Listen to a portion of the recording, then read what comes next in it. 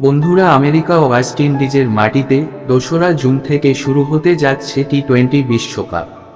এই মেগা ইভেন্টে অংশগ্রহণকারী ২০টি দল নিজেদের মধ্যে অনুশীলন ম্যাচও খেলতে শুরু করেছে।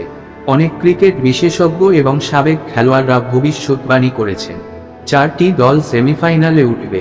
কিন্তু এদিকে প্রাক্তন ভারতীয় খেলোয়াড় আম্বাতি রায়ুডু টি-20 বিশ্বকাপের জন্য এমন ৪ জন সেমিফাইনাল লিস্টকে বেছে নিয়েছিলেন, যাদের জানলে আপনিও অবাক হবেন।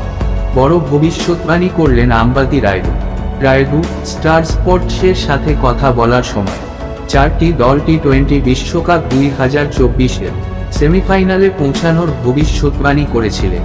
তিনি বলেছেন ভারত, নিউজিল্যান্ড, দক্ষিণ আফ্রিকা এবং ডিফেন্ডিং চ্যাম্পিয়ন ইংল্যান্ডকে সেমিফাইনালে পৌঁছানোর সবচেয়ে শক্তিশালী প্রতিযোগী হিসেবে বর্ণনা করেছেন। এখানে রায়ুডু অস্ট্রেলিয়া ও পাকিস্তানের মতো দলকে বাদ দিয়েছেন, যার কারণে ভক্তরা কিছুটা অবাক হয়েছেন। এই দুই দলকে বাদ দিয়ে আম্বাতি রায়ুডুর ভবিষ্যৎবাণী কতটা সঠিক প্রমাণিত হয়, সেটাই দেখার বিষয়।